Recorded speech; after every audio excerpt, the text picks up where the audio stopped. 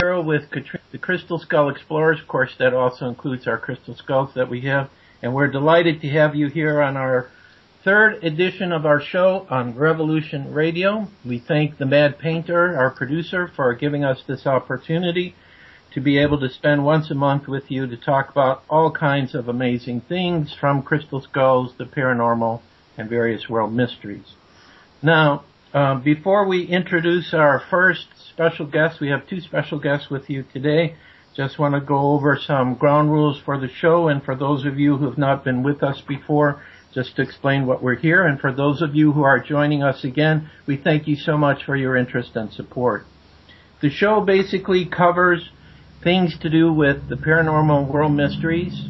For those of you who've never heard of crystal skulls before, let's just say that they are sacred tools that have been used, we believe, back from the time of Atlantis and Lemuria.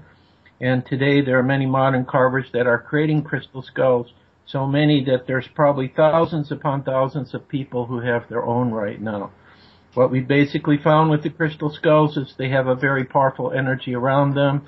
We hear from people all the time through the internet and emails about profound experiences they're having, either with crystal skulls that they have personally, or some of the very old ones, also called ancient ones, which are available for people to see at different times. Our website, for those of you who are interested to learn more on any of these subjects, is crystalskullexplorers.com.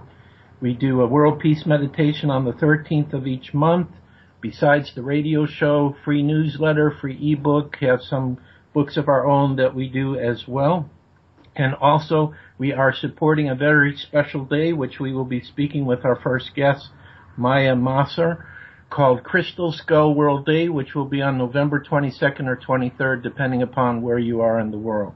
So we'll get into that later. So let me introduce via a short bio of our first guest, Maya Masser. Now, I need to let our listeners know this is actually the first time that we've really spoken with her live. We've been talking with her via email for a long time, and it seems that every time we visit an area she's been, she's already gone, and we hear from people who have met her and met her beautiful crystal skull called Zaba, which is 96 pounds. So, let's see her. So for most of her life, Maya has been sharing her gifts as a seer, an alternative healing facilitator, angel and crystal communicator, priestess of crystal healing, and a shamanic and fine artist. Since 2009, Maya has been the caretaker and legs for this crystal skull known as Zaba, which is a living crystal, and believe it or not, it really is 96 pounds. And I do intend to ask her how she gets around with it during our interview. Together, Maya and Zaba share their workshops and events, including a signature gathering entitled Full Embodiment, Light Body Activation and Partnership with Living Crystal. This workshop facilitates the release of the physical, emotional, and mental blocks that have kept us from what Maya says, claiming our birthright as partners in actively creating heaven on earth here and now. And Katrina and I are all for that, as I'm sure most of you are. Maya was born in Boston and has lived in many places around the world. Currently, she makes her home in Southern California between Los Angeles and Joshua Tree. But prior to that, which is where we had first contact with her, was in British Columbia in Canada. Maya began her work in the healing arts at age 3. She has traveled extensively and studied a multitude of healing modalities and meditation techniques with both traditional and non-traditional healers all over the world. Maya says she honors all beings as her teacher, but she values few teachings as deeply as she does the guidance she receives daily from angelic entities, the sacred dream time, and her stone friends. All her work is intended as a bridge between stones, angelic guardians, and humanity. Maya considers stones, like the crystal skulls, other crystal and non-crystal stones, to be the wisest beings currently existing in physical form on our planet. She believes every human being can learn to communicate with them and is honored to help anyone who wishes to learn or deepen their ability to feel, hear, or see their stone or angelic guides. Now, as I mentioned, Maya is supporting what we have discussed in our first two shows called Crystal Skull World Day. This is a day hopefully to bring together all the Crystal Skull Guardians in the world who for 5 minutes will do a meditation together. There's a video that's being created to help facilitate that. And focus this powerful energy amplified by the crystal skulls to send out a love and healing energy to the planet. So besides being a co-sponsor of this event, she also is going to be putting together a live, what we call a gathering or a meeting. It's actually going to be all day on November 22nd in Joshua Tree, California. On the Crystal Skull World Day website, which is crystalskullworldday.com, there's information about her gathering there, or also you can connect to her via her website, which is www.crystalzaba, Zaba is spelled Z-A-B-A.com. Here is a quote from her related to how she perceives this special day. In the tradition of so many wonderfully healing world meditation and prayer days that have made palpable changes in our world, Crystal Skull World Day gifts light seekers, healers, ministers, lovers, freedom makers, crystal workers, and all manner of the rest of us with yet another opportunity to raise and deepen the vibration of peace and healing for all on our planet Earth and beyond. Crystal Skull World Day's stated intention aligns with the great prayer of unity that lies at the center of all things. Zabin and I celebrate this project and support it, its creators, and all who participate with much joy. Finally, Maya's current projects include a long-awaited full embodiment light center, a crystal healing, which will be a crystal healing temple dedicated to spiritual awakening through full embodiment. And then she also has the Crystal Chakra Healing Program, which she hopes to open up in 2015. Maya, I would like to welcome you to Unfolding of the Crystal Skulls and Other World Mysteries. It's a great pleasure to have you on the show. Thank you so much. Thank you, Joshua. It's a pleasure to be here. Looking forward to it. Okay, I hope I did a good job on your bio. Oh, fabulous, fabulous. Okay. So now that everyone has a good idea about who this multi-talented young lady is who's here to talk with, what I'd like to ask you, Maya, is how did you first become involved with the Crystal Skulls, or how did you hear about them? Okay, let me see how I'll answer that. Before I say anything, I'm going to say the thing that I say at all my gatherings, and that is, no matter how much somebody says they know about something, how much of an authority they are, whether that's me or somebody else, you are your own authority, and I say this to our listeners. And the intention in saying that is to put the power in your lap, so that if I say something that resonates with you, please by all means enjoy it. But if I say something that doesn't, then just let that go in the next wind. Your body, heart, mind, soul knows what information is right for it. So, I say some things that sound kind of out there to some people, and if it doesn't work for you, please feel free to not take it on. Very well. Okay, so beginning to work with the Crystal Skulls for me is a many, many lifetimes worth of experience. And again, for me, it's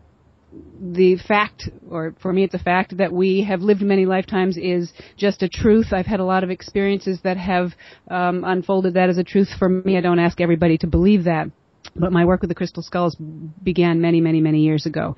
In this lifetime, I did not actually know that they were in physical form for many decades, but as a very young child, I had,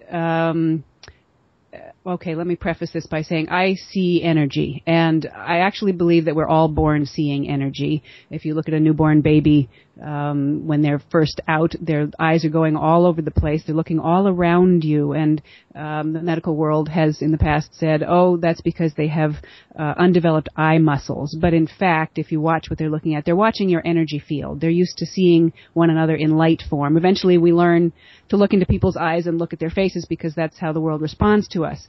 But we are all, to my experience, born seeing energy. For whatever reason, I kept that. And so I saw always a lot of things that other people didn't see. And one of the things that I saw from the time I was an infant was these forms that looked like human skulls made out of light. And to me, they weren't crystal skulls. They were light faces. One of those light faces was Zaba. And Zaba has followed me, I now know, through a number of lifetimes in etheric form. She's a new skull. She's not an old skull. She's not an ancient skull. She's new in terms of how recently she was carved. And my experience of encountering Zaba, I'll tell you in a minute. Let me backtrack again. So my first experience in this lifetime of understanding that the skulls were actually in physical form was in the early 80s. And through a series of meditations, I encountered a series of people, which led me to a particular person who exposed me to a crystal skull and told me about the Mitchell-Hedges skull. Well, I knew the Mitchell-Hedges skull in the etheric form. So when I learned that it was in physical form, my world turned upside down, and I had to question everything I knew, and what else is in physical form? Were these other angelic entities that I'd encountered and worked with possibly in physical form, et cetera, et cetera?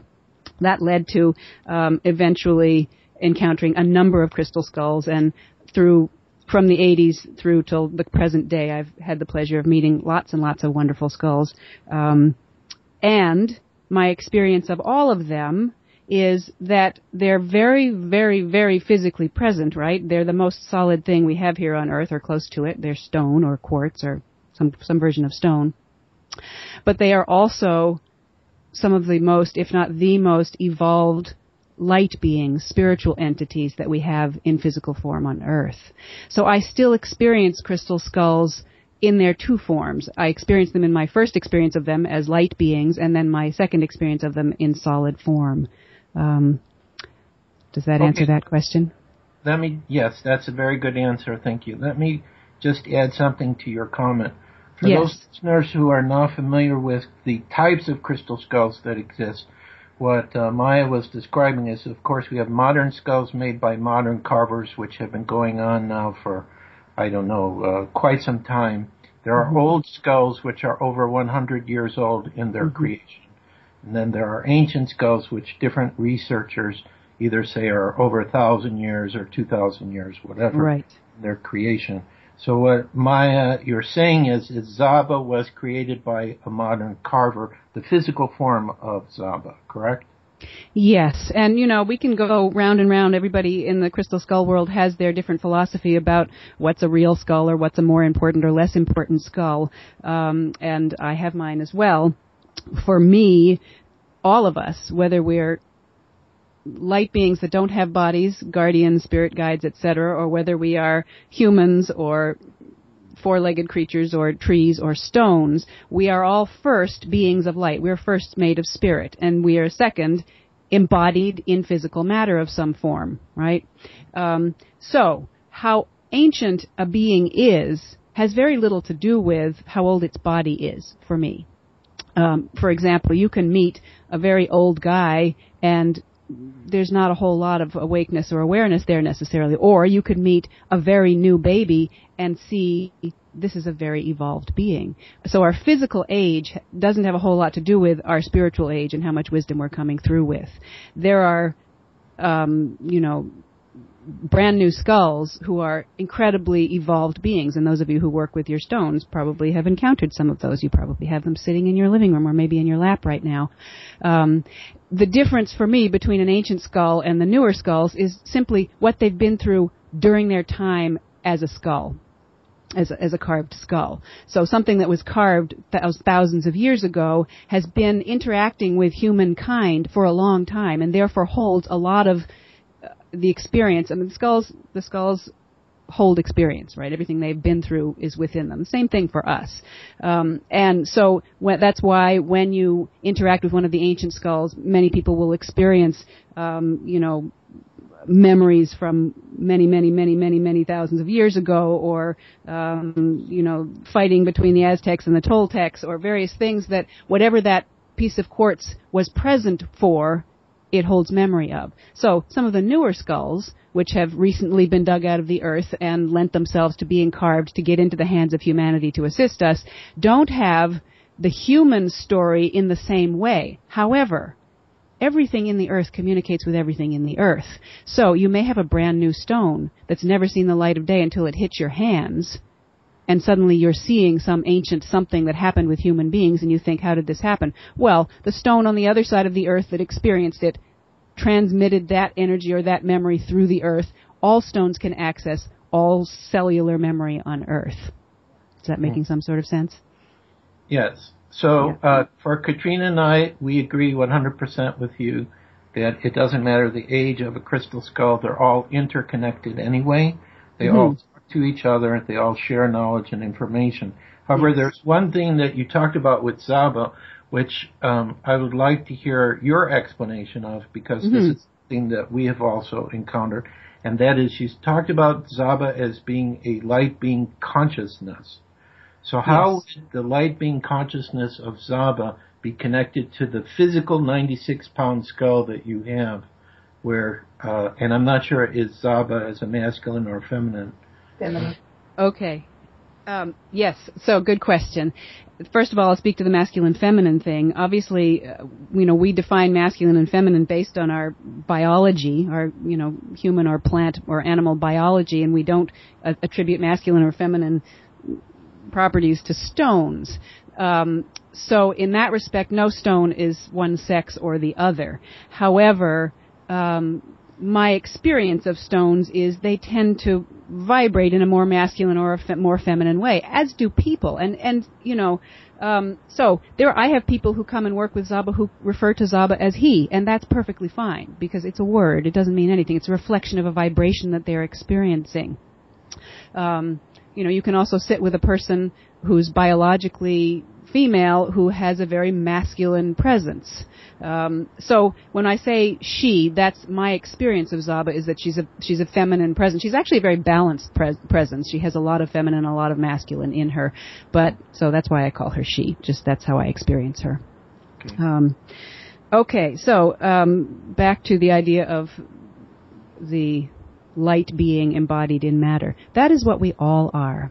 I work with what I like to call angels, and that's kind of shorthand for a whole number of beings of light and love that exist without physical form.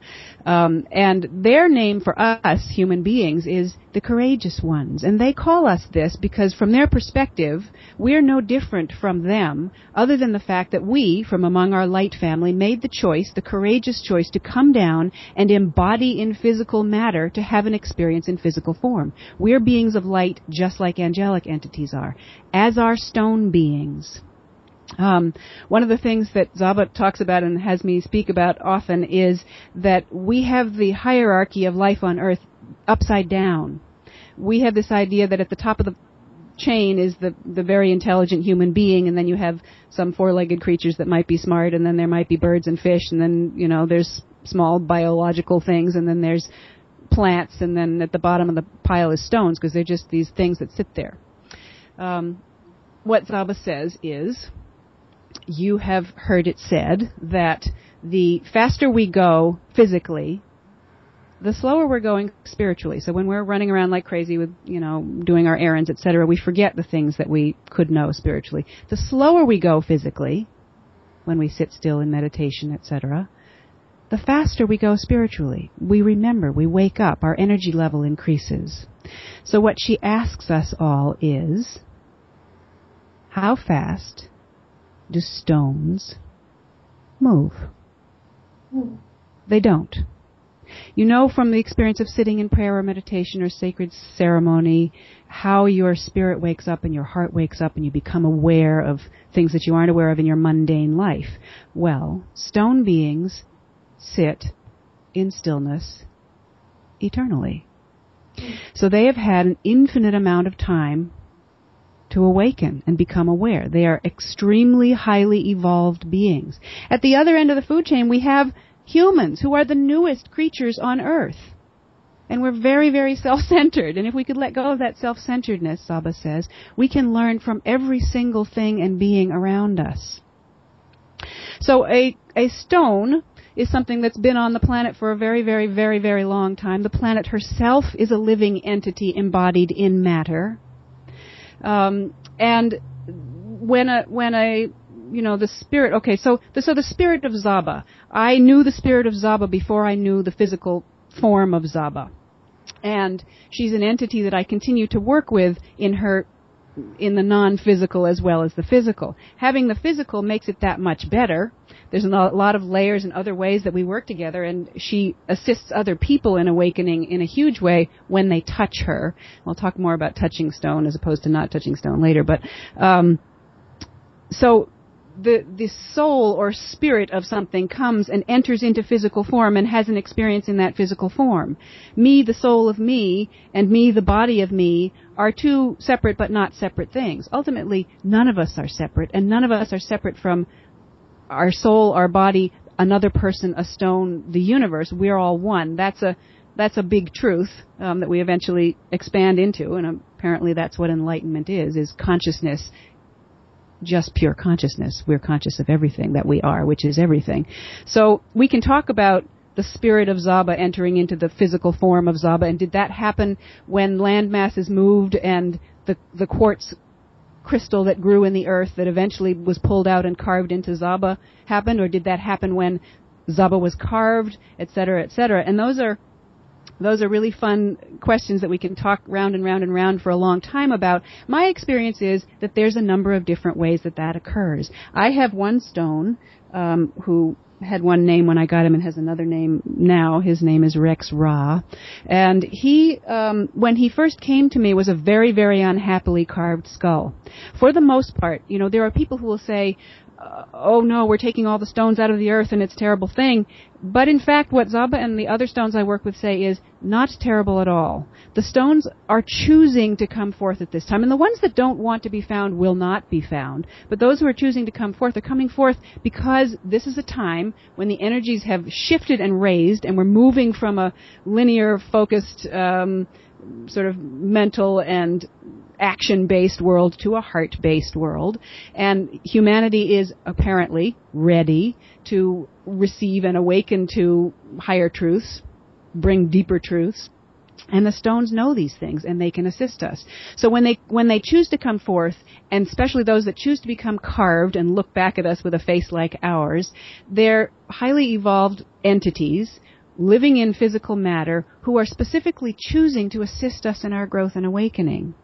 So back to Rex Ra. So Rex Ra came to me, and he's the only skull I have encountered. There was one more. One of two skulls that I've encountered in my life that was not pleased to have been carved. And in fact, he was broken during the carving and glued back together and came to me deeply distressed.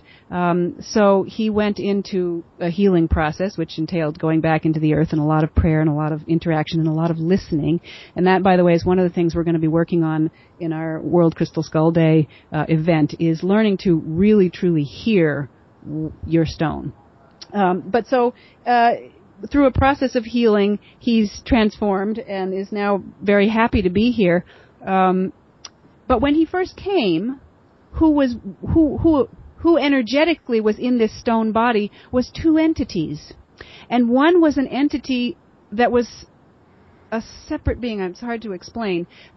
Actually, he turned out to be a Franciscan monk who needed to speak and thought that he could come and speak through the stone. So he did, and we exchanged messages, and I did some work with him, and he moved on. So now Rex Ra is just Rex Ra, the entity of Rex Ra.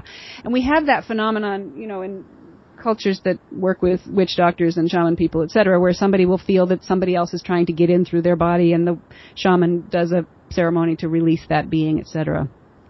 So you may be talking to your skull, you may be speaking to the entity of the stone, their soul, their eternal soul. You may be speaking to an angelic entity that uses that stone as a way to communicate with you because perhaps you haven't opened to communicating without the stone as intermediary, what's the word there?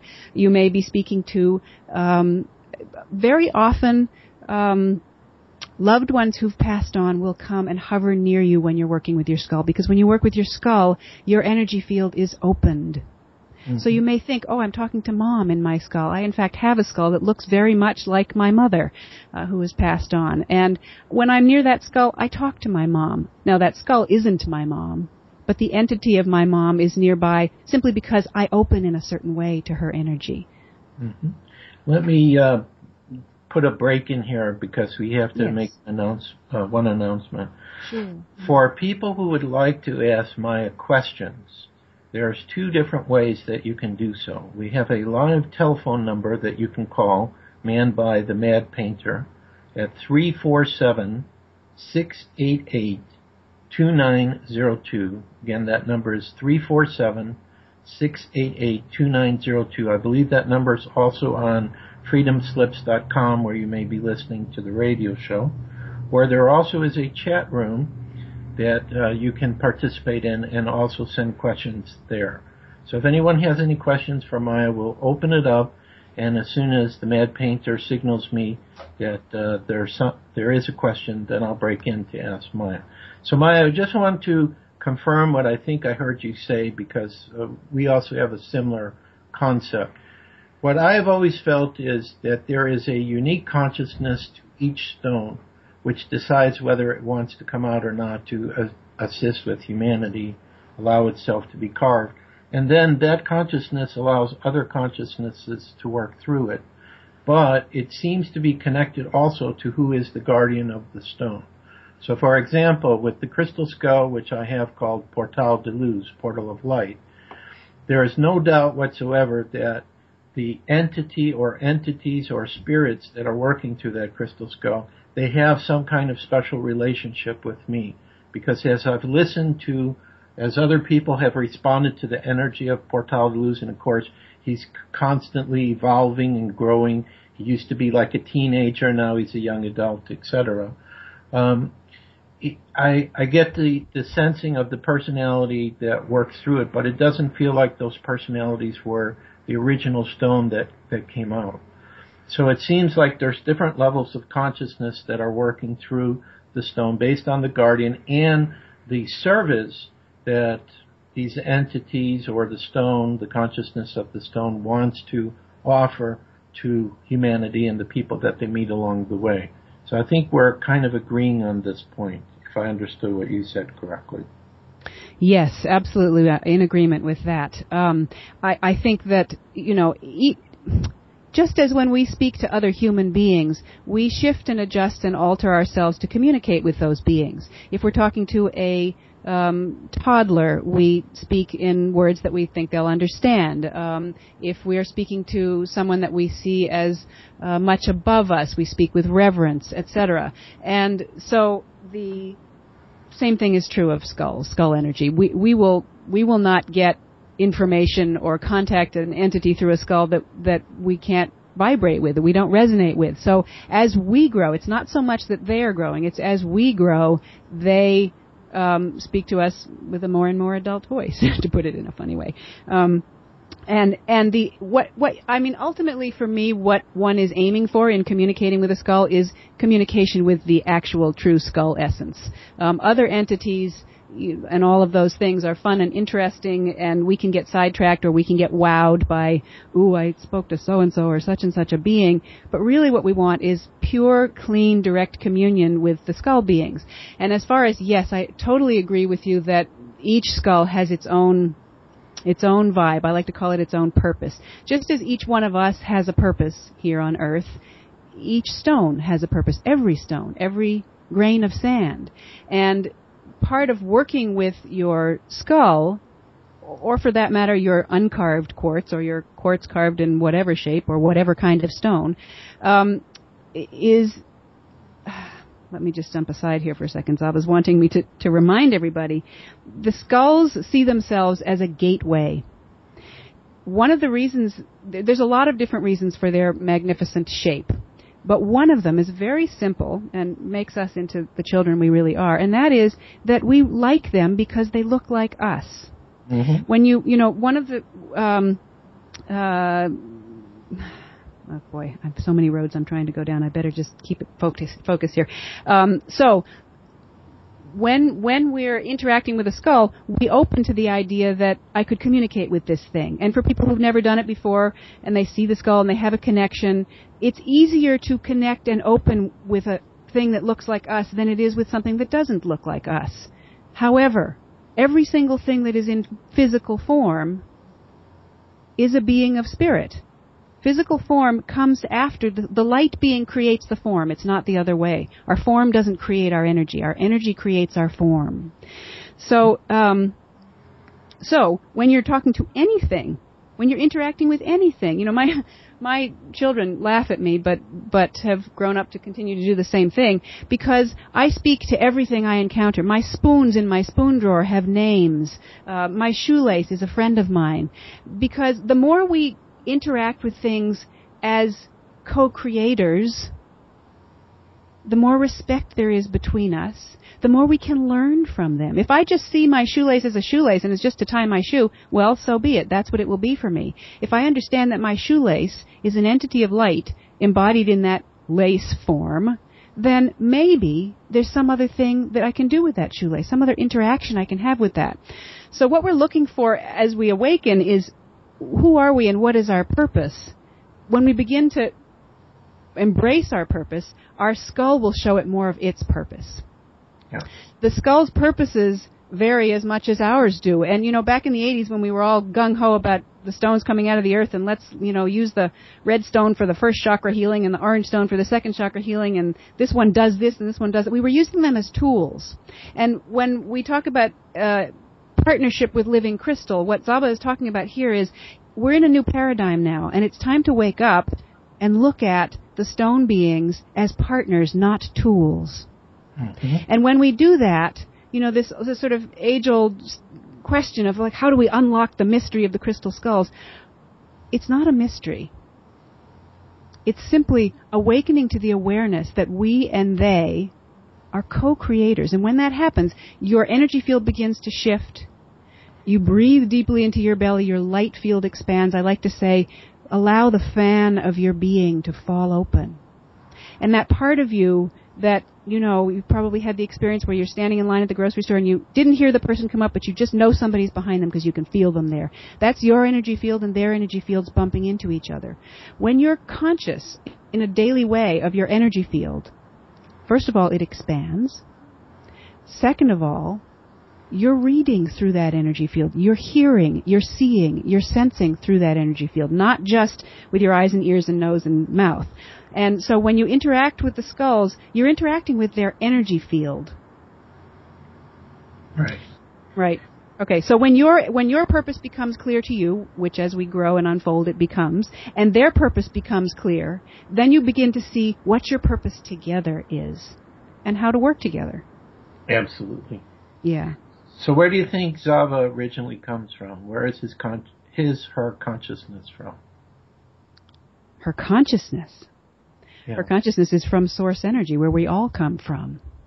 Okay, so in terms of now, so second tier, the first tier down is that. The second tier, coming closer to our daily way of talking, would be that, in my experience, all skull consciousness comes from star realms. And there are, you know, specific star clusters that are particular energetic families, just as there are particular countries on Earth that are energetic families and towns and people within those towns, etc. But ultimately, we all come from source energy. And I look to that. I'm most interested in, let me just jump aside. So it's very easy, as people who are curious about and seekers of awakening, to get lost in the sort of drama of it all. You know, ooh, I experienced this amazing light awakening, or I spoke to this great high-level being, or I now know my skull comes from the Pleiades, or all of these things. Those are fun and interesting things and useful, just like learning about yourself. Oh, actually, I'm a long-distance runner, and all this time I thought I was a secretary, or whatever. The awakening and exploration of all of the steps of awakening are useful and good, but getting too attached to any of those things will stop our growth, because ultimately all of those things are stepping stones to the path of being fully awakened beings. And what I like to, or what I believe about that, is that all of these wonderful magical things, the skulls themselves, the mystery of UFOs, or the wonderful mucky mud of working in clay as an artist, or whatever it is that you're engaged in, all of these things, all of the tools for awakening, all of the meditation practices, all of the magic we can do and blessings we can give, all of those things are really only of use to us if they change the way we are living each moment, day to day. If you went off on a mountain and had some amazing, miraculous experience, but you come back and you're still arguing with your boss, or, getting in a, I don't know, you know what I'm saying. If you're still tangling yourself up in human drama and creating karma for yourself or other people, then that experience on the mountaintop really wasn't worth that much. So the magic of any wonderful, miraculous, spiritual experience is only useful if it's a tool that helps us be more present here. One of the things that's been true for the past bunch of decades is that spiritually awakening people have looked towards, we want to lift up from the lower chakras into the higher chakras. We want to reach for spirit. We want to remember that we're, we go towards the light. We want to ascend. Zaba says it would be a useful tool for us right now to consider that we are not ascending. We are descending. What we are doing is we are not raising ourselves up to leave our bodies. We are bringing our true, full, divine light self down into our fleshy matter here and now on Earth. The Earth herself has made a bid for awakening. Energy is pouring in. Her own soul is entering more deeply into her bones, which is her rocks and minerals, and us. We are the cells of her body. And just like if you, as a human being, decide, I'm going to clean up my act and I'm going to get healthy, and you stop drinking your tequila and eating your bacon 3 times a day, and you say, I'm going to do a juice cleanse or whatever it is you're going to do, and you begin to change, the cells of your body may revolt and they may crave that tequila and bacon fat, but so long as your commitment is to healing and you keep on the path of awakening and bringing in more light and more truth to your healthy self, the cells of your body are going to heal, or they're going to die and fall off. So it's the same for us right now on the Earth. You probably know lots of people, including yourself and myself, who are going through a lot in your life. Huge transformations, maybe physical, maybe emotional, maybe mental, etc. We're shifting because the Earth is drinking in her light being. This means we need to clear our own paths because we have no choice. We are waking up. You can sit there like a lump in front of the TV and it's going to happen. It's not going to happen as fast as it is for the guy who's consciously choosing it and removing the physical blocks to vibrant health and removing the emotional blocks to fluid feeling and removing the mental blocks to clear new thought. If our body is vibrant and healthy, and our emotions are fluid and open, and our minds are clear and free from the thought forms that we think are truth, then the essence of God, Goddess, Great Spirit, divine oneness, the divinity that we really are, can move in and abide through our body. The question to ask yourself is your mind clear enough? Yep. That Jesus could enter into you and look through your eyes? Is your heart open enough that the Buddha of compassion could love through your heart? Is your body physically vibrant enough that the great goddess of joy could dance her passions for the world through you? And if not, which is the truth for most of us, then we need to release and let go of those things so our divine self can come here. That is what the crystal skulls ultimately are catalyzing for us. They're helping us wake up and move the blocks out of the way so that we can really be what we really came here to be. Then there's a whole new layer of how we're going to interact with our stones once we've done that healing. Zaba says, I'll stop after this and give you a breather. Really, the old paradigm of the Earth is a schoolhouse and we're here to learn and therefore we have our lessons and it's going to be hard is something we're getting ready to let go of and move into the new paradigm, which is the Earth is a playground and we are here to create and play. Mm-hmm. Absolutely. Okay, we have about 15 minutes left for this for this first part of our show. We have some questions to ask, so I'm going to ask you, Maya, for the questions. And the 2 people who've asked questions, hold on for a second. I have to get in 2 quick things to Maya first, and then we'll come to your question to try to do shorter answers so that we can have everybody happy. Okay, First question I have for you, which I wanted to ask you for a long time, is how do you take a 96-pound skull all over the world? Is there a cart that because I mean, we have like 20 skulls, but they're not 96 pounds, and we have 2 bags we take them in. So how do you take the 96-pound Zaba skull around? Zaba has a sacred box with a wooden crate on wheels. She also has a pelican case, harder one for flight. She now can fly. And there are wheels, but getting her on and off of there actually is something that I do spiritually. And part of it is energetic stuff that I was taught by stone movers from Egypt in another lifetime, but mostly it's simply intention. I'll do this really quick. If you've ever watched ballet dancers, the male dancer will lift the female dancer, and it looks like she's light as a feather. She has a choice about how heavy she is, and it is intention. So if you intend lightness, and that's what happens. When Zaba is ready to be moved, she will intend that to me, and I can move her. I can actually lift her. She weighs not too much less than I do, but that's how she gets moved. Okay, excellent.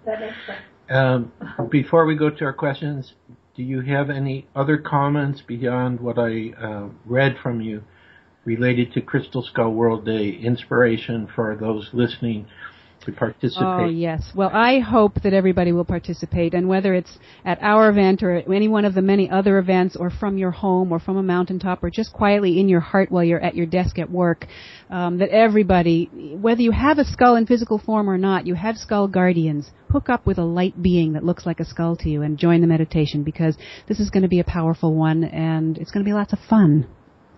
Yes, definitely. Okay, so again, if you're interested in the teachings of Maya and Zaba or the events they're doing, her website is crystalzaba.com, and Crystal Skull World Day, again, if you'd like to read more about it or how to get involved, is at crystalskullworldday.com.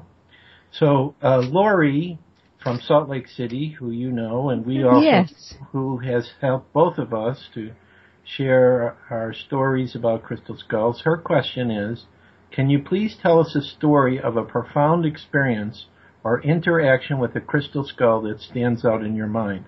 And she sends you her love. Well, love back to you, Lori. I miss you, and I hope we get to see each other again soon. And for anybody who doesn't know Lori, you should meet Lori. She's a beautiful soul. Let's see.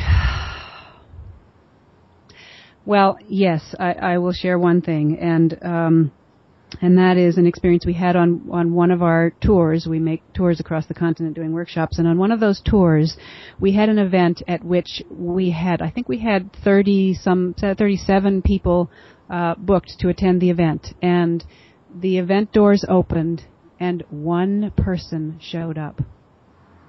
And I trust always that the right number of people would be there. We've had events where there were meant to be 5 people and there were 60 all crammed into a tiny little room. So we trust that the right people are there, the people who are meant to be there, because each event is different. And if you're meant to be there, you will be there. And so this one person showed up and said, "Oh no, are you not going to hold the event?" And I said, "Let's work together." And we embarked on a journey in which this person did some of the most profound and beautiful healing work with a loved one who had passed on that I've ever experienced. And I'm not at liberty to share the details because that was this person's experience.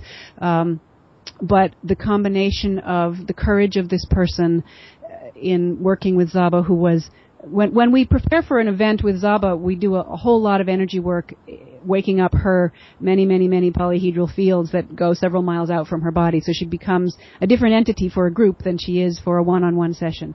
But this person interacted with Zaba in this just spectacularly courageous and beautiful way, and magnificent healing took place for this person and the loved one who had passed on, and myself and Zaba, and it was I'm sorry I can't share more of it, but that was one of my more profound experiences of working with Zaba. Okay, excellent. Okay, the next person, I think their name is Olive. I only see their nickname. Maya, does implants have a role in crystal skulls? She is taking, as you're talking about good and evil. So I guess she's asking if crystal skulls have some role with implants that people have, I guess, either ones that shouldn't be there or ones that are put there to help in spiritual evolution. Wow. I don't know how to give a short answer to that. Yes, everything has something to do with everything else. There is nothing that is separate from anything else in the universe. Talking about implants is a big topic, and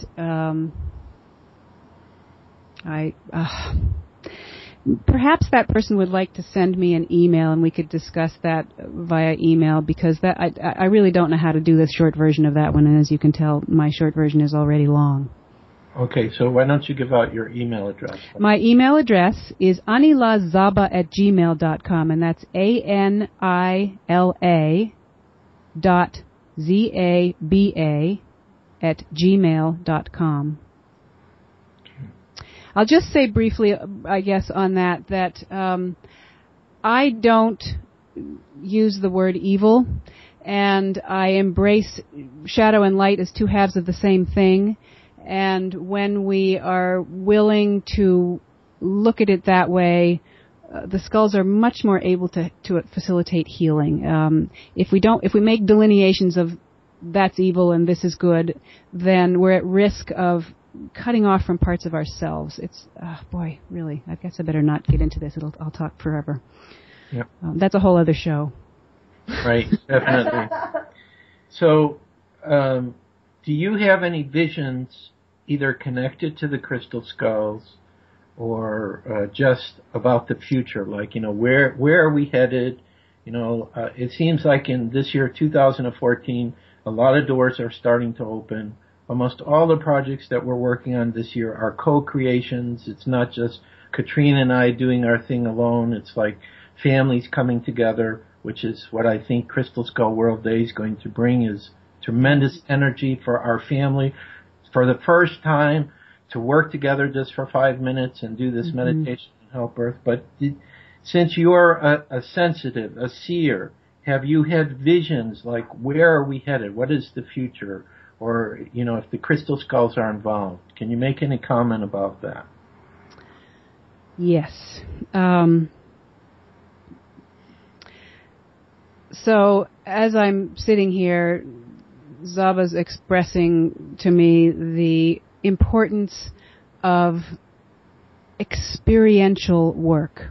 We've all done a lot of hiding away in our little zones doing our mystic work. It's time now to take it to the streets. We are, as you said, things are speeding up and growth is happening quite quickly right now, and it is all in alignment with this idea of family. We're moving as energetically from the chakra of will and action to the chakra of compassion and family, the heart chakra, in terms of the eons of the turning of history.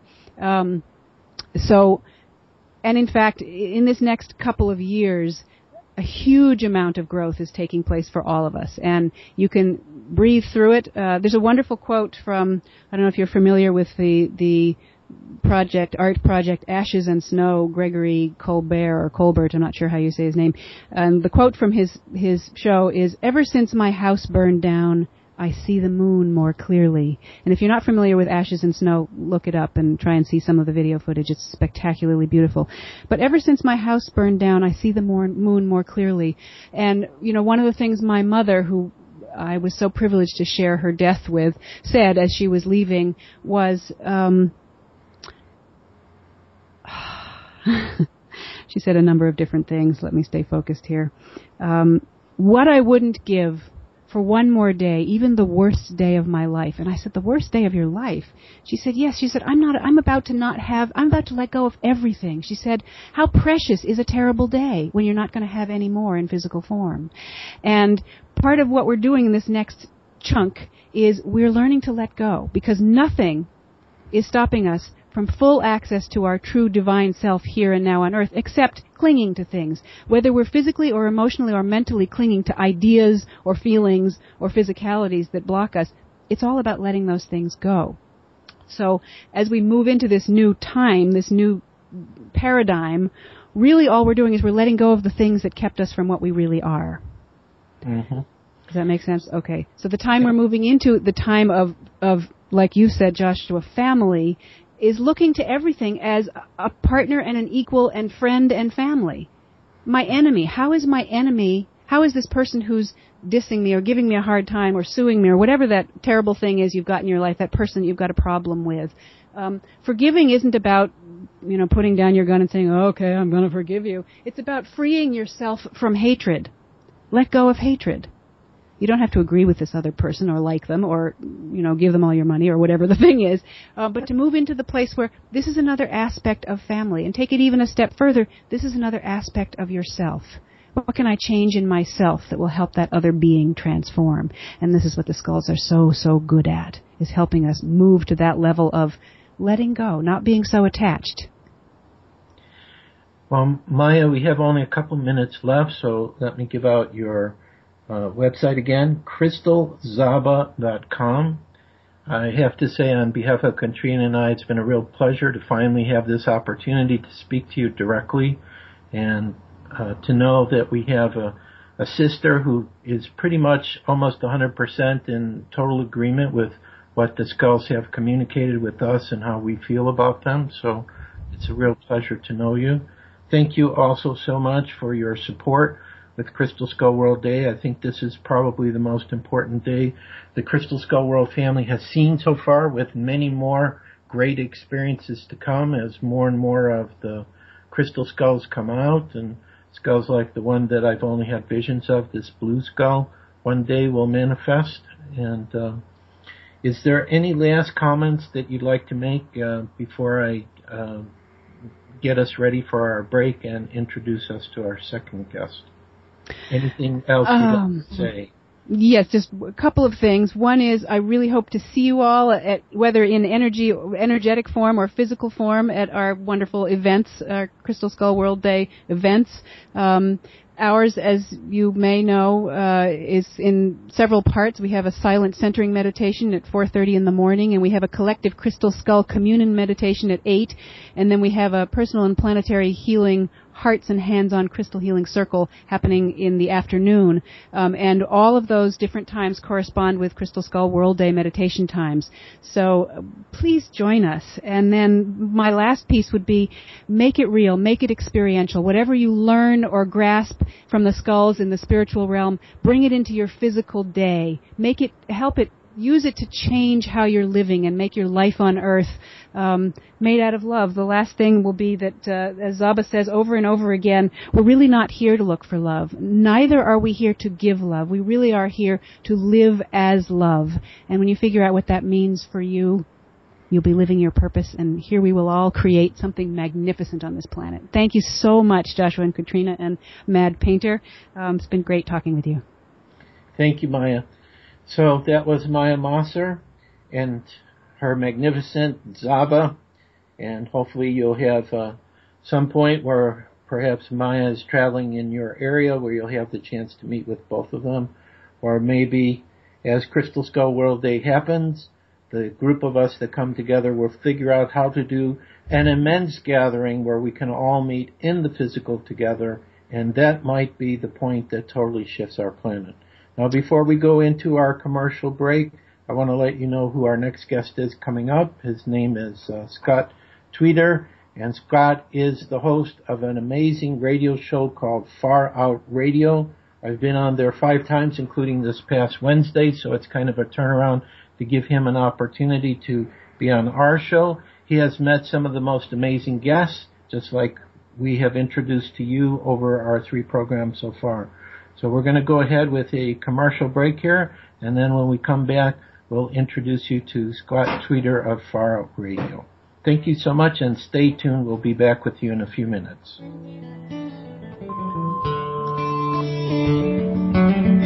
What's the name of our show, Katrina? Oh, yeah, Unfolding of the Crystal Skulls and Otherworld Mysteries. I guess with our last guest, Maya, got really into what she was talking about, and I got into the far out business, which, of course, our next host is very familiar with. So, Scott Teeters, I'd like to welcome you to our show. Let me briefly let everyone know a little bit about your background. He's kind of a brother for me. I found him, I think you had a guest who was worked for NASA and was talking about UFOs on the moon, and that's how I met Scott. And then I asked him, if he might like to have Crystal Skulls on his show, and he said yes. So I think I've been on there 5 times now or something like that. But anyway, Scott's background, before I mention what he's doing with the radio show, he's been a creative for a long time. He's worked as a draftsman, technical illustrator. He went to Philadelphia College of Art to get his illustration degree.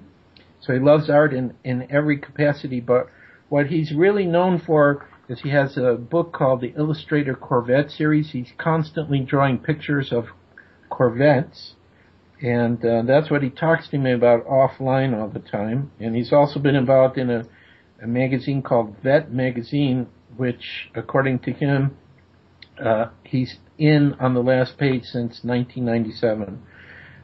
He's done, well, let's see here, 72 to 76. Well, you'll hear Scott has a radio voice. Announcer at Cecil County Dragaway Raceway.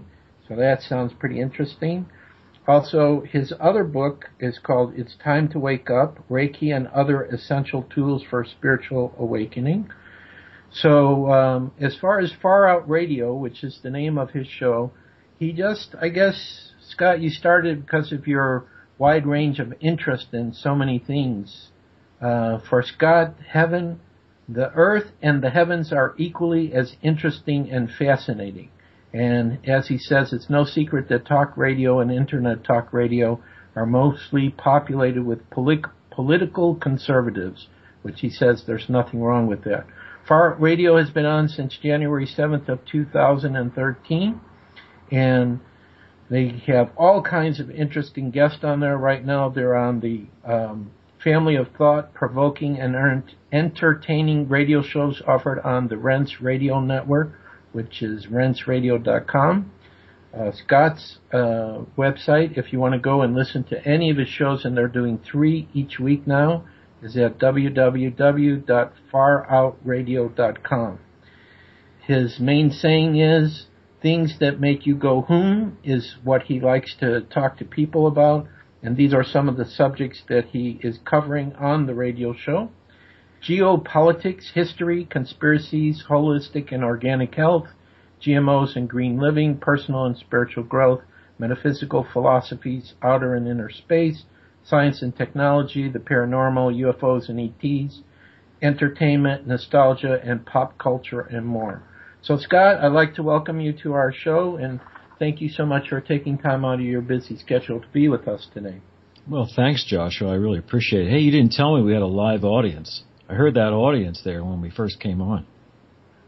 Are you talking about Katrina in the background? No, I heard people applauding in the background there. Oh, no, that was that commercial thing. That's the thing I was supposed to wait for in the first part of our show that never came on. So, oh, okay. Many of the listeners were asking, why was there a pause? Well, anyway. So, Scott, one of the main reasons I wanted to bring you on the program is because you've had the chance to interview the most amazing and interesting people anybody could imagine, especially related to the subjects that we cover on our show, which is basically, world mysteries, paranormal, crystal skulls, etc. So I'm curious, out of all the people that you've interviewed, who would you say is kind of like your number 1 or number 2 person that told you a story or told you about their experiences that just like drove you like insane? You could hardly believe what they were saying, but yet, they were telling you their story. So what would you share with our listeners would be some of the most incredible things you've heard from your guests? It's really hard to pin down just, 1 or 2 people because doing Far Out Radio has been one of the most amazing experiences I've ever been able to indulge in. And, having a program such as this really gives you a calling card to approach anyone that you find to be interesting.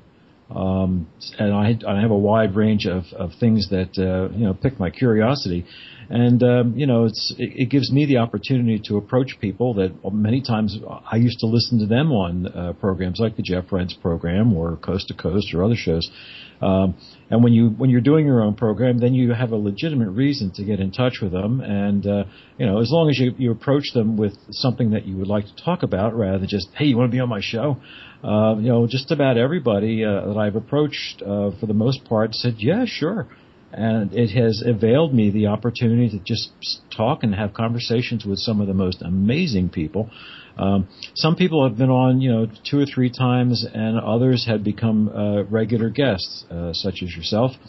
Some of the other people that turned into regular guests that I always enjoy looking forward to are Tim Swartz and Robert Morningstar. Now, when I got started in this in January of 2013, one of the first guests I had on was Timothy Green Beckley. Oh yeah, who I know you're friends with, and he's helped you with your books.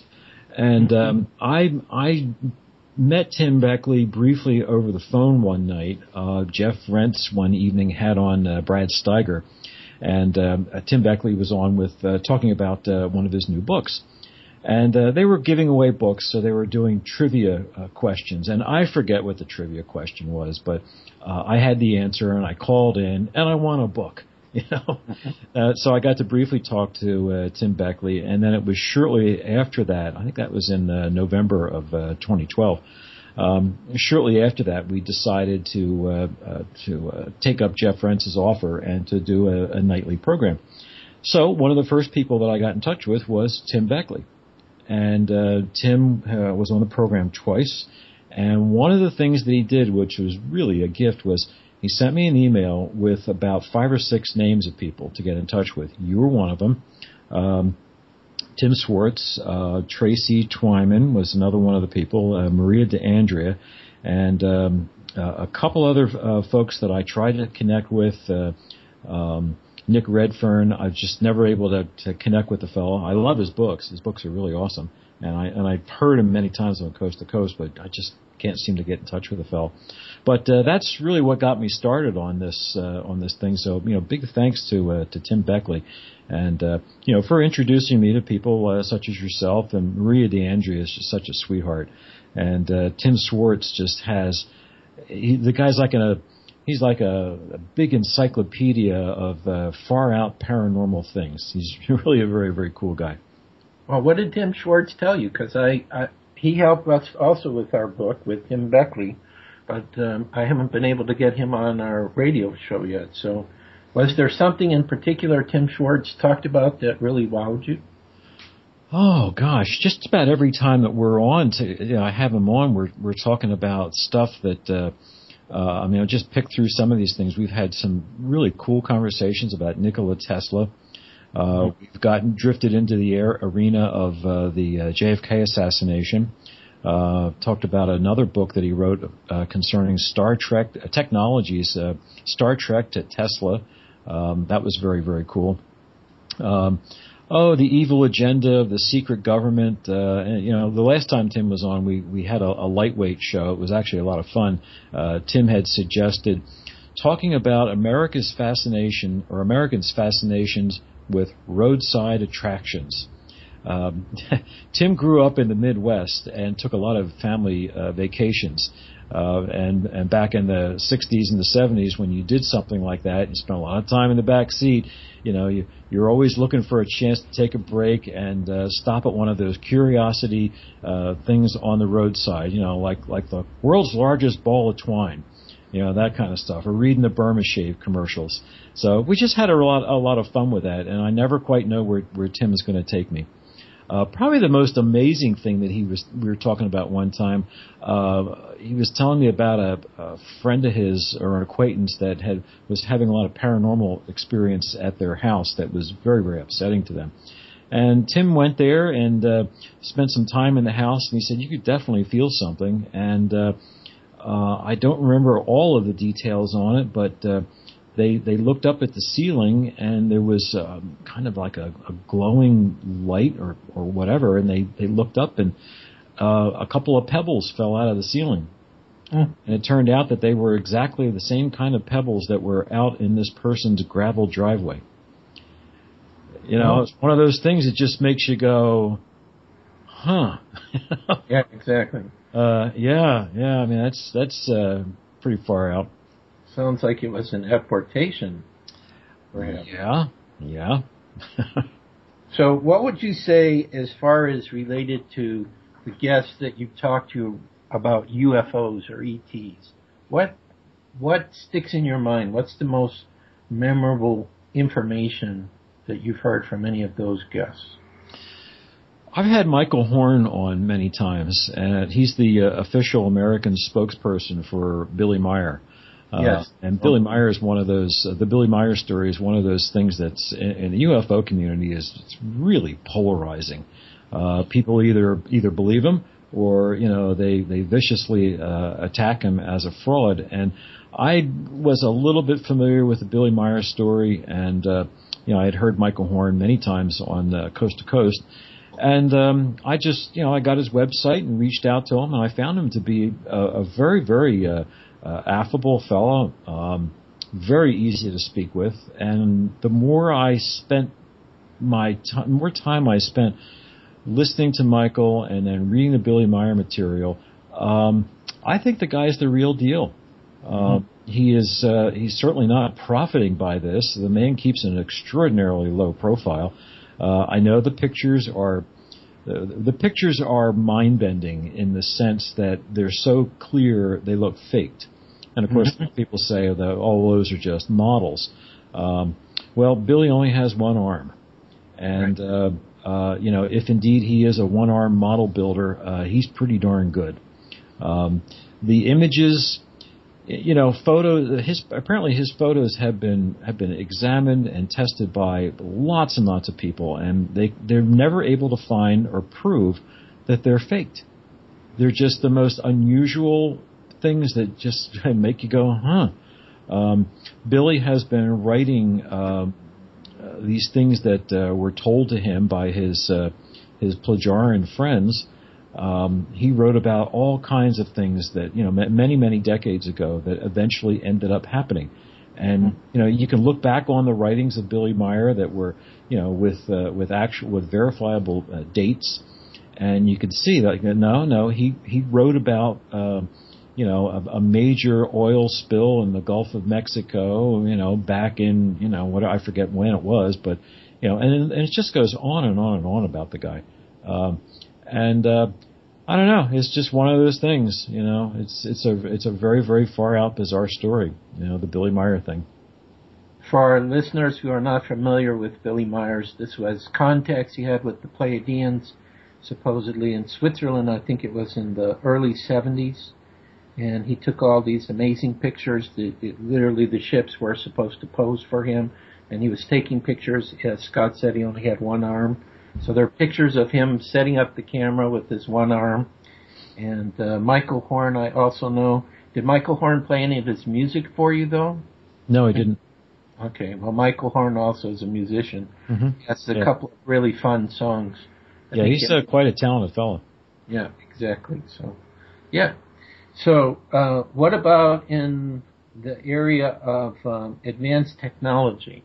Have you had any guests on who have talked about, like, advanced technology that we've seen, like, in television shows, which, supposedly is fantasy, but it actually exists? Well, there's a guy that for years, I kept hearing his name mentioned, and I kind of had a block on the fellow's name. It's Ben Rich. Ben Rich has unfortunately passed on almost 20 years ago at this point. But Ben Rich was the director of the Lockheed Martin Skunk Works. He was the fellow who was, running the show there when they were developing the stealth fighter jet and a lot of very, very other, super advanced things. He's the one that took over the Skunk Works from Kelly Johnson, originator of the Skunk Works with Lockheed Martin. And toward the end of Ben Rich's life, he said a lot of very, very far out, bizarro things. Probably one of them, I have them written down somewhere, and I was just talking about it recently. But he said things like, "We have the technology to take E.T. home." Mm-hmm. Oh, okay, Ben. Yeah, right. And he also said another time that all the things that you see on Star Trek and in Star Wars, we can do that and more. Mm-hmm. He talked about in kind of cloaked language, he talked about the fact that we can travel faster than the speed of light, and there was a problem in the equation, and once they fixed it, they had the answer and they were able to do it. I mean, and that's just three things that he said. I mean, if you just look up quotes from Ben Rich on the internet, you can find websites that have stitched these things together. And they are just absolutely astonishing. And Ben Rich was one of those kind of guys that he didn't seem like he was a kidder, or would be pulling your leg about things. And what always amazed me about these things that he said was that why is it that more people, when he said it, didn't say, whoa, hold on a second there, because I think you said something that's slightly important. Could you go back and, elaborate on this? And it's just odd, and unfortunately he's gone now, and all we're left with is his resume and some of these very, very peculiar statements. We have the ability to take E.T. home? Really? Yeah. Wow. Everything you see in Star Trek and Star Wars, you're talking about warp drive, transporters, time travel. Is that what you mean, Ben? I mean, I wish I'd have been there when he said some of these things, because I wouldn't have let him off the hook. But there you go. Other things about advanced technology. Last June, there was another one of these secret space program and breakaway civilization conferences that was held in California. Heinrich Palmgren from Red Ice Radio sponsored the event.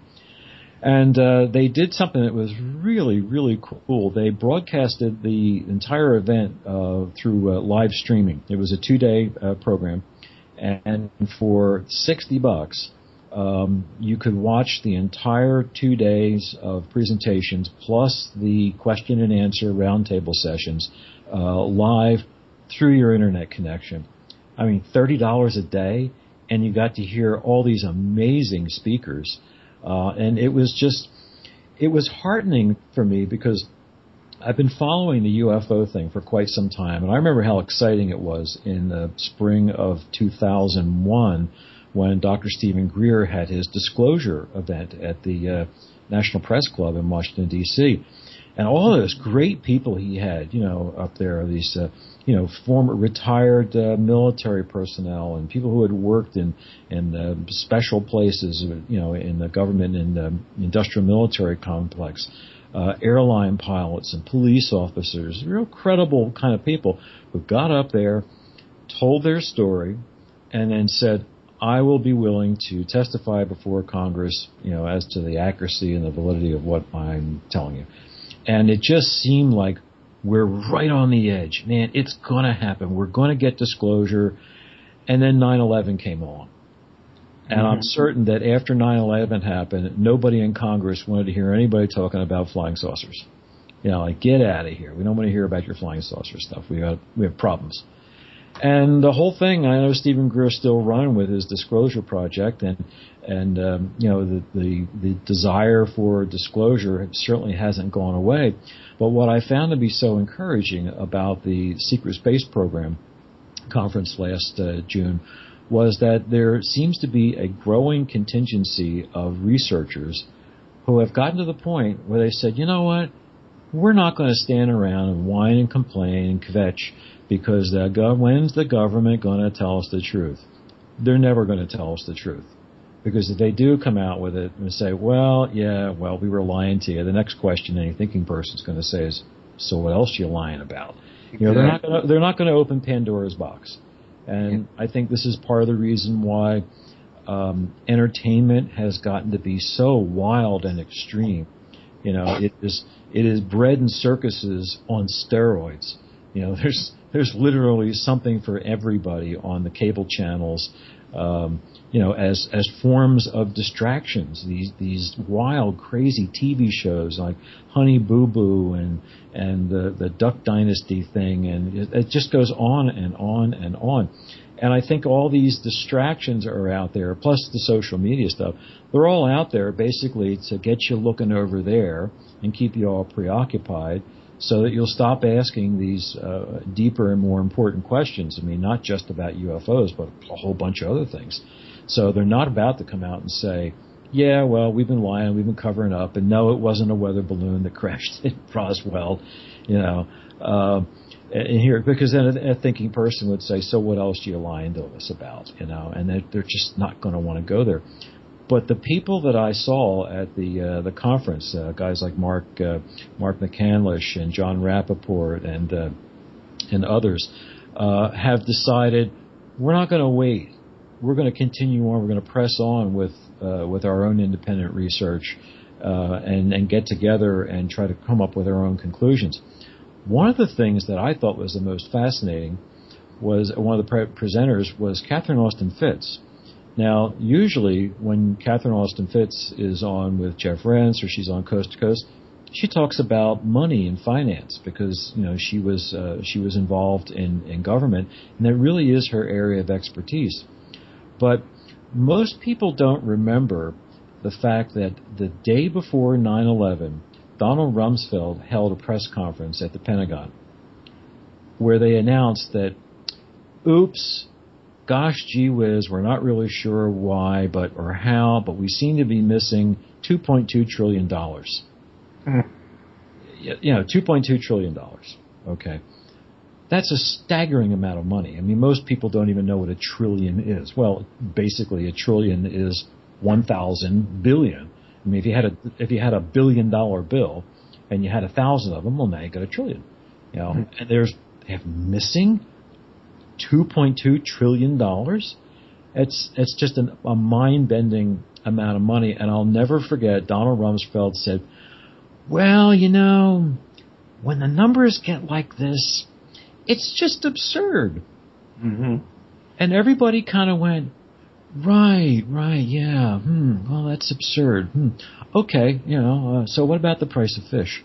And it just went, and then the next day was September the 11th, and nobody was thinking about the missing $2.2 trillion. Well, to bring it back to the secret space program, where Catherine Austin Fitts was involved, her line on this thing is that there are colossal amounts of money that are just unaccounted for and missing. And when she was in the Department of Treasury, this was part of what got her into trouble because she started to notice. I think there are banking institutions and Freddie Mac and the other one, government-backed loans, where there's fraud. There are criminal enterprises being run here. This is looking like a money laundering scheme because there's missing money. And once she got onto that, that was the end. That was the beginning of the end of her career, and then they went after her. But it opens up a whole other can of worms when you start to look at the money trail connected to the secret space program. So if there is indeed a secret space program, and there's a lot of evidence that there is, how do you pay for all this? Yeah. Well, that's where the drug money comes, and the laundering of the money, and the banking fraud, and on and on and on. And it also is connected to the Gary McKinnon story. Back in 2000 or 2001, Gary McKinnon was just a hacker dude, a computer geek, nerdy type fellow, and he managed to hack into the Pentagon's computers with a dial-up modem. Imagine that. Yeah. And when he got in there and he started poking around, first of all, he said there were lots of other hackers in there. A lot of them from China. What are they doing here? Now, I don't know. I've never understood how hacking works, but I know that it's a whole other world, and you really can do that. Or how would you know that there are other hackers in there? Well, he did, and he started poking around because he was just interested in UFOs. What he discovered were what he basically called the secret space navy, manifests of crews and ships that weren't accounted for in the Jane's manual that keeps track of all of the registered official ships. There's a secret space program and a secret space navy, and when they finally realized who was hacking this, who was doing this hacking, the authorities came down on him like a ton of bricks. And the United States government was wanting to, they tried to extradite him for over 10 years.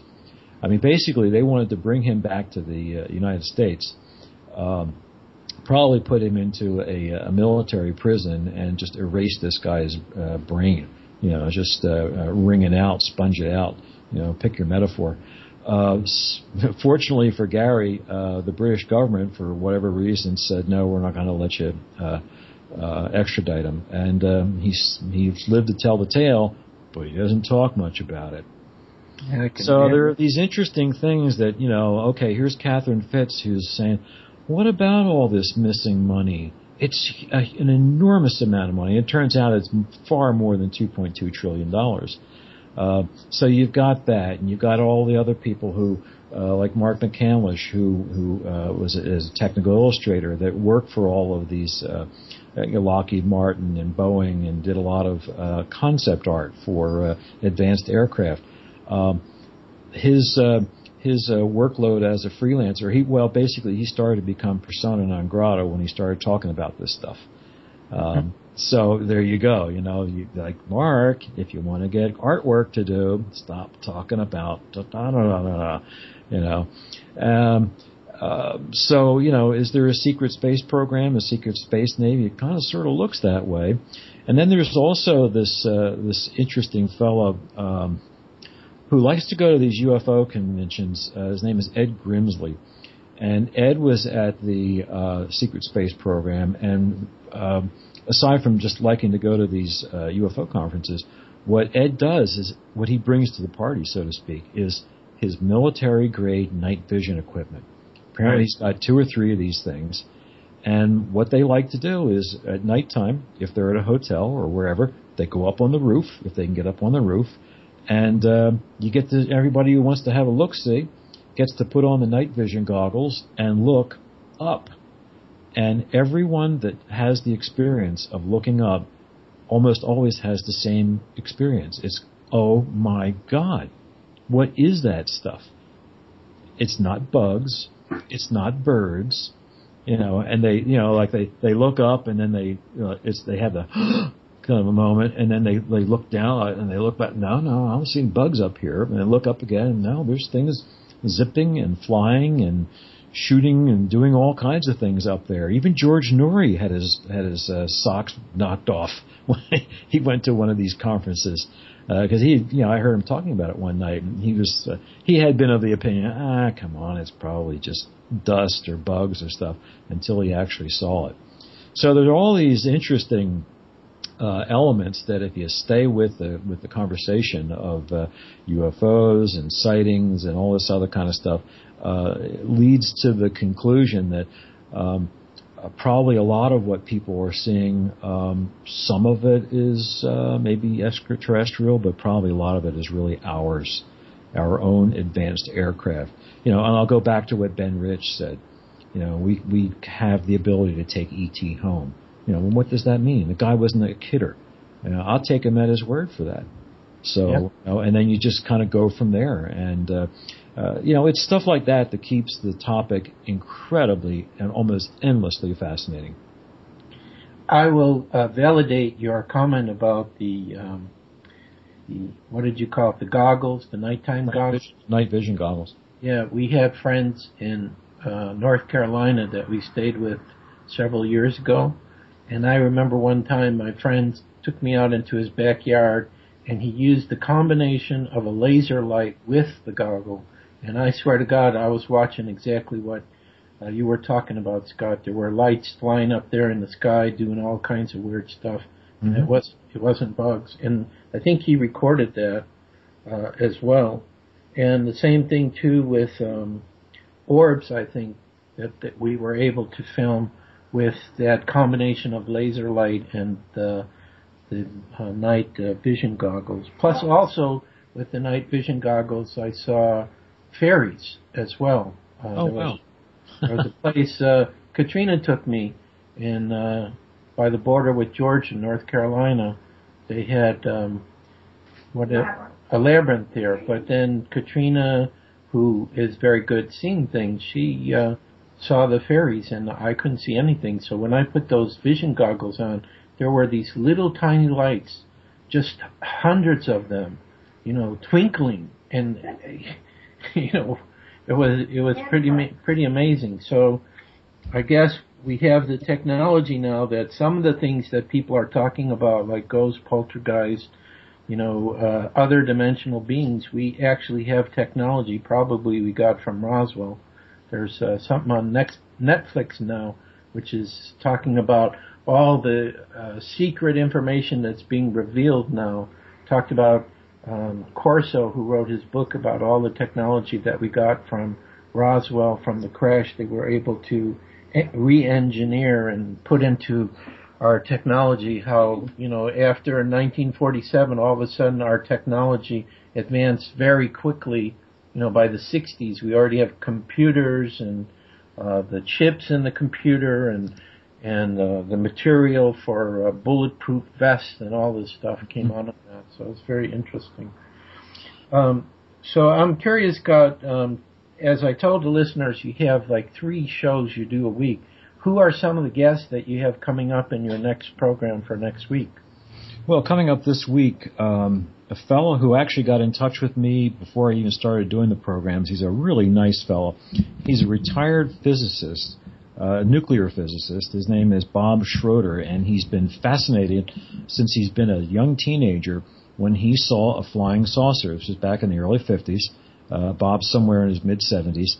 And he was just a kid one day, and he looked out and he said he saw a flying saucer, just like your classic 50s pie plate flying saucer, and there it was. And ever since he saw that, it was a life-changing thing for him, and he got involved in science and mathematics and got his physics degree, and he wrote a book.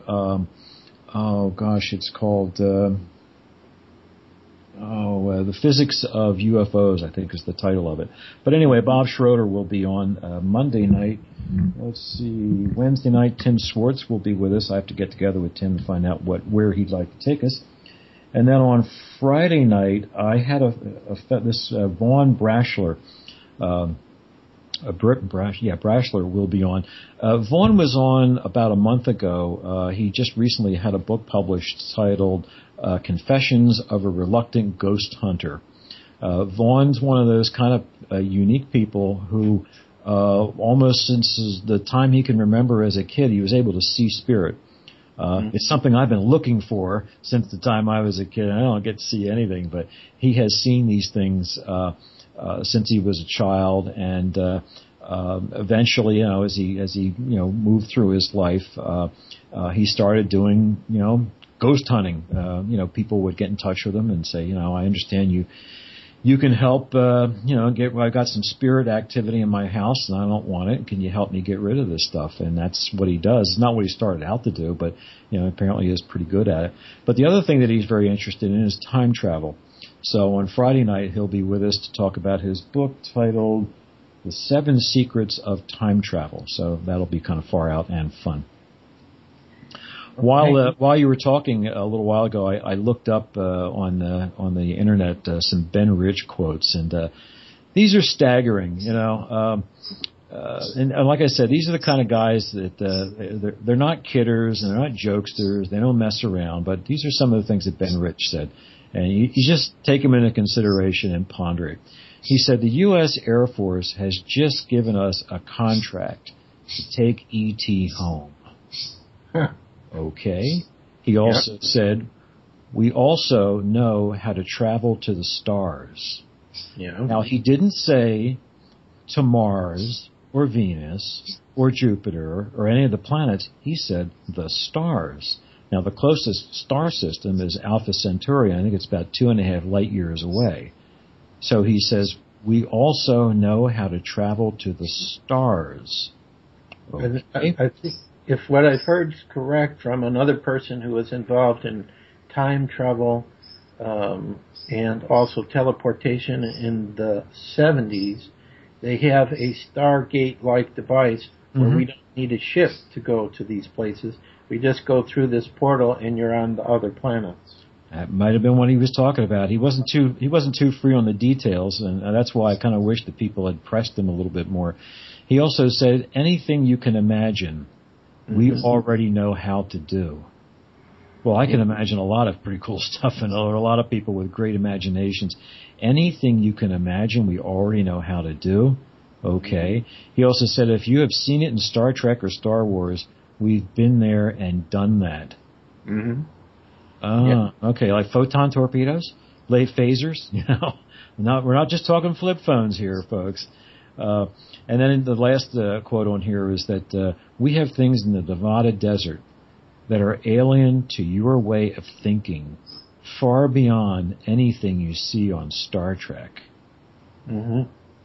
Okay, I think that gives me plenty to think about for a while. So, it's stuff like that, Joshua, that just, makes this this topic just endlessly fascinating.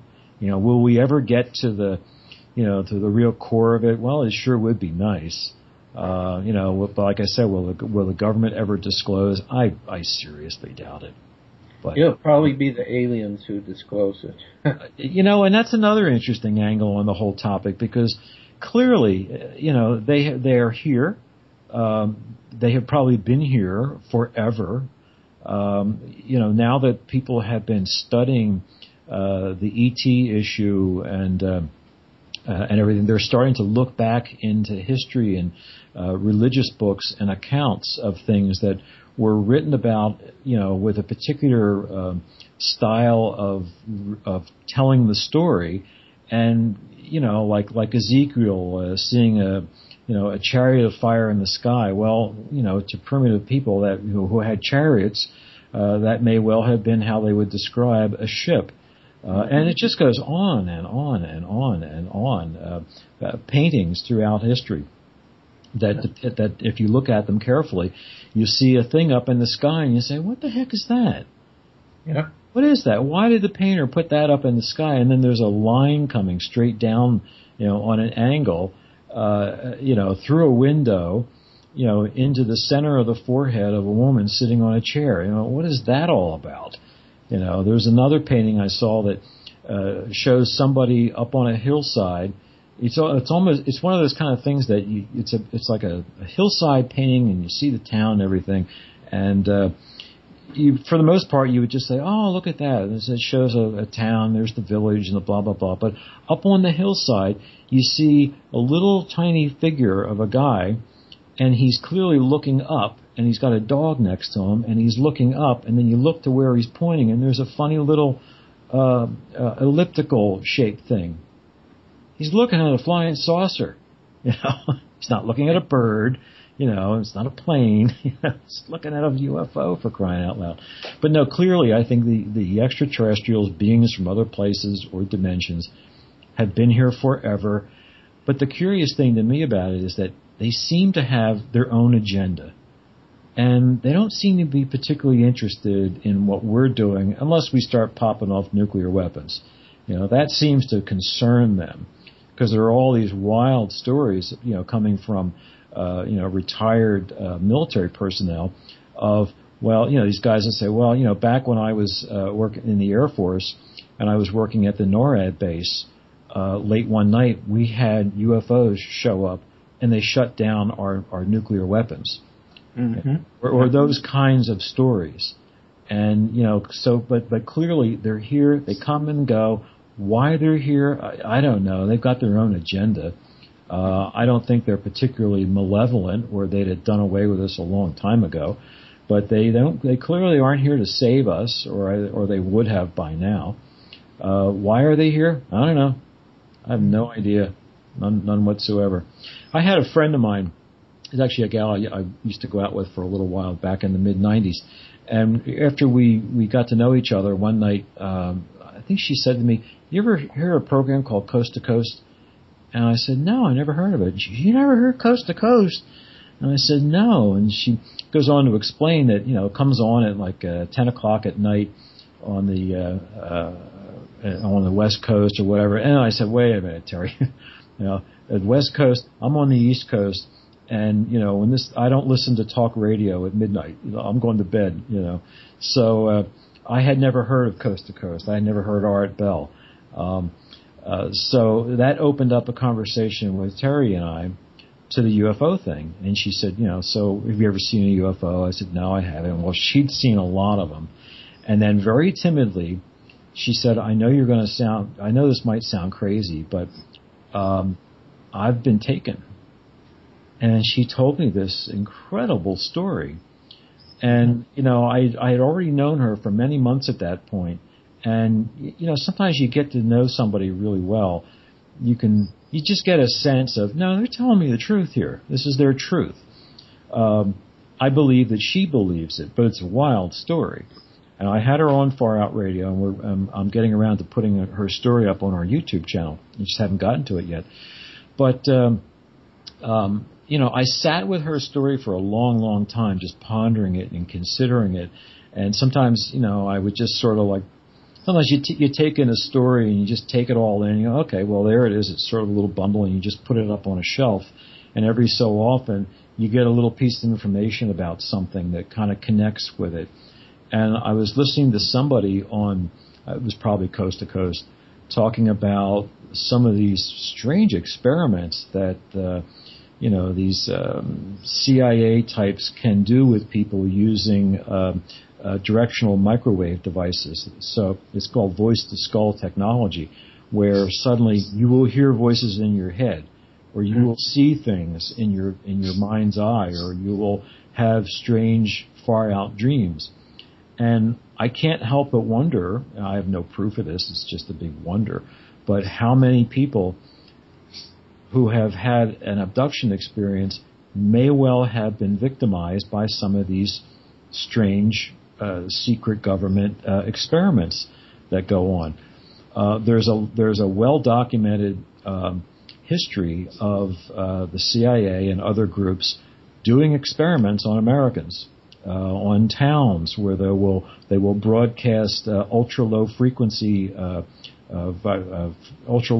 vibrational frequencies just to see how it affects them, and people get very depressed. It really is very, very disruptive. Would the ETs, was my friend actually taken by ETs and taken up on a ship? It's a possibility. I'm not really sure. Could her experiences have been coming from somebody who had a van parked out front of her apartment complex, and they just happened to broadcast into her bedroom? Would they do something like that? Oh, you bet they would. They will experiment on anybody they want to. There's a long history of that. I mean, just look into all the interesting data about the MK Ultra mind control programs. And that's just one of them. It just goes on and on and on. Tracy Twyman is one of the people that Tim Beckley introduced me to, and I've had her on our program a few times talking about the MK Ultra mind control stuff. And it gets downright creepy. And that's us doing it to our own citizens. Mm-hmm. So, are people actually being taken by ETs? And, what's with all the anal probes? I mean, what's going on up there that they don't already know? I don't know. Or are these secret MK Ultra type things? I just don't know, but it's definitely a possibility. And it just keeps the whole thing, like I said before, endlessly fascinating. So we've been speaking to Scott Teeters, talking about some of his interesting guests that he has on his radio show, Far Out Radio. His website, again, is www.faroutradio.com. And also, if you go on to my Facebook page, which is facebook.com/Joshua Shapiro.CSE, I have put a link to the various radio shows which I've been on with Scott, which have not all been about just crystal skulls. We've talked about some other things as well. And this is what Scott is setting up for all of his people, that his guests who have been on his show via YouTube, that you'll be able to actually listen to multiple shows by the same person rather than try to find it over the almost going on 2 years now. All the guests that you've spoken to. I'm surprised that you're not, that you're still kind of sane, Scott, after hearing all the stories of all these different people that you've interviewed with. That's pretty remarkable. A lot of people they take it to heart, and I don't blame them. I don't know, I just seem to have a high tolerance for looking or being able to look at things that are grim. Mm-hmm. And just looking at it and taking it in, and sometimes I have to back away. I got to take a break too, and then I'll watch, I'll watch a bunch of car guy stuff, like muscle cars or drag racing, or there's a fun program for hot rodding called Roadkill. I like my diversions too, but I don't take it to heart and I don't let it depress me. I look for things that are inspiring. I've had the opportunity to get to know two people that, for me, have been very inspiring. One fellow's name is Dean Henderson, and the other fellow his name is Zen Gardner. Now, the thrust of Dean's interest is in geopolitics. He wrote a great book called Big Oil and Their Persian Bankers. So when Dean comes on the program, we mostly talk about geopolitics and the machinations of what's going on in the contemporary news. But Dean and his wife Jill wrote they wrote a little book, and it's called Sticking It to the Matrix. Well, first of all, I like the title, Sticking It to the Matrix. And essentially what the book is it's a small little book. I read it in an hour, one sitting, and you can read the book and then use it as kind of a roadmap or a generic guidebook to how to become a free American, how to extradite yourself from the web of debt. Catherine Austin Fitts refers to our economy as the tapeworm economy. It's like you get involved with credit cards and mortgages and leases with cars and everything, and you're paying interest and then interest on interest, and it gets into your life. It's like a tapeworm. You can't get rid of it. But what Dean and Jill have done is they show you in the book how to basically become a free American. It has a lot to do with seriously simplifying your life and reprioritizing things such that, as Dean puts it, he hasn't had a job, a real job where he has to show up any particular time since he was 27 years old, and he's somewhere in his late 40s. But they have a very small house. It's 800 square feet on 40 acres of land in rural Missouri in the Ozarks. They grow a lot of their own food. They have things to do. I mean, it's not a luxurious life, but it's a free life in the sense of they get up in the morning and the day is theirs. They do what they're interested in. Dean's on a lot of TV programs like Press TV and RT as a geopolitical commentator, and he writes books. And his wife's very involved in organic gardening and seed collection and a lot of stuff. But they're very, very inspirational people. And my wife Karen and I have integrated some of the things that we glean from his book Sticking It to the Matrix with the longer term objective of being really free Americans. The other person I mentioned was Zen Gardner. Now Zen lives somewhere in Central America. And the thrust of Zen's writing has to do with basically waking up and extraditing yourself out of this, he refers to it as the Matrix. I mean, that series of movies was really actually very prophetic, and in a sense, it's odd that they were even allowed to be made in Hollywood. Because a lot of things that Hollywood is there's a control mechanism in Hollywood, but Zen writes and speaks about living a free life. I hear music in the background. Are we going to a commercial? No, we have to.